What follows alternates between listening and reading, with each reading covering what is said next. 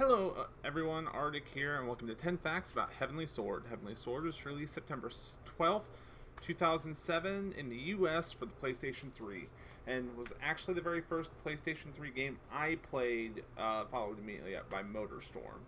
I love this game so much, I was hoping there'd be a sequel, so here we go. Let's dive into the facts. Number 1.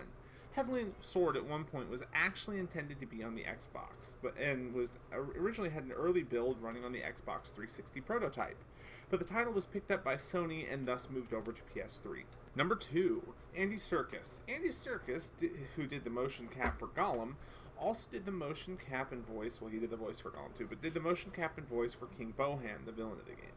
Number 3, there was a CG film produced and developed by Blockade Entertainment that was released September 2nd, 2014 on DVD and PlayStation. Well, I think Blu-ray too. Yeah. Number 4. Despite selling over 1.5 million copies, the developer said they did not break even on the game, and this likely contributed to the lack there of a sequel. Even though one was put into development by Sony, they canceled it in 2008, literally the next year. Number 5. When you play as Kai in Chapter 3 to retrieve the Heavenly Sword for Nariko, you can actually find Kratos' God of War armor, God armor and Blades of Athens sitting next to the Heavenly Sword. So, yeah, just a cool little Easter egg there. Number 6. This game made extreme use of the 6-axis controller, and by that I mean like you could tip it to control projectiles when they were thrown or fired. This got really frustrating for those of us who didn't know that 6-axis was a thing and how it worked and all of that stuff, because we didn't have internet at the time. I know, shocker. And essentially, it got really frustrating. It's great when you fire something and go, why is it going short when you're leaning forward into the shot? Things gamers do. Number 7. The music for this game was performed by the City of Prague Philharmonic Orchestra. Number 8.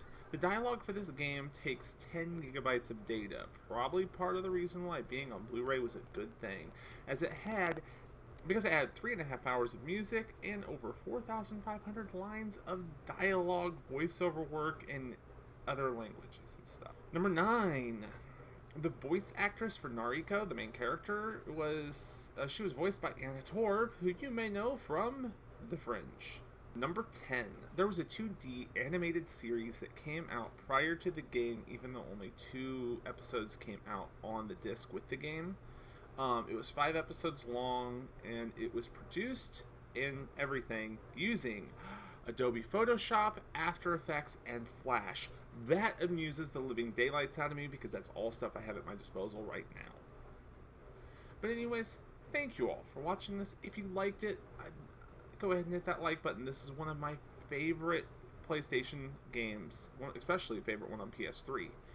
So definitely, if you have any suggestions down the road, go ahead and put them in the comments section. I, for once, have a plan for next week.